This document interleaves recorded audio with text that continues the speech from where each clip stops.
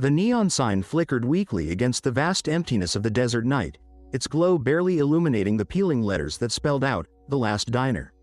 For miles, there had been nothing but endless asphalt and the occasional tumbleweed, but here it stood, a relic of a bygone era on the forgotten stretch of Route 66.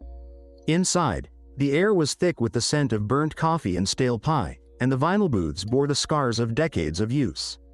The lone traveler, a man named Jack, hesitated at the door, his exhaustion warring with a strange pull he couldn't quite name.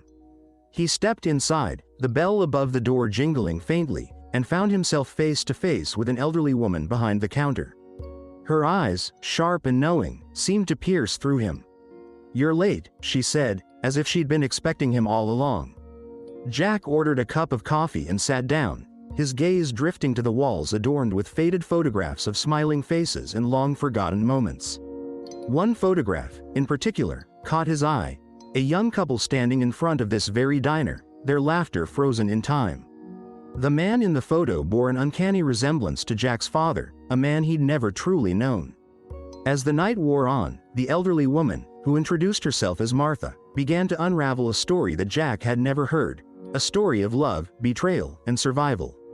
The diner, it seemed, had been more than just a roadside stop. It had been a sanctuary for those fleeing their pasts, a place where secrets were buried and lives were rebuilt. Martha revealed that Jack's father had once been a regular here, a man haunted by his own choices but determined to protect those he loved. The photograph, she explained, was taken on the last day he'd ever set foot in the diner, before disappearing into the night.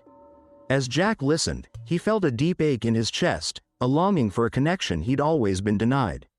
By the time the first light of dawn crept through the diner's windows, Jack knew he had found more than just a place to rest. He had found a piece of himself, a story that had been waiting to be told. The last diner on Route 66 was more than a building. It was a testament to the resilience of the human spirit, a place where the past and the present converge, offering a chance for reconciliation and redemption.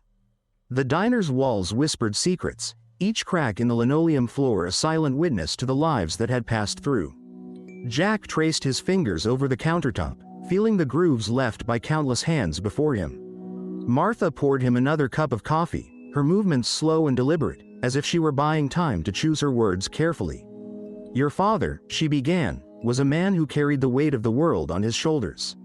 He came here one night, much like you, looking for something he couldn't name." She paused, her eyes drifting to the photograph. "That woman beside him was your mother. They were happy here, for a time." Jack's breath caught in his throat.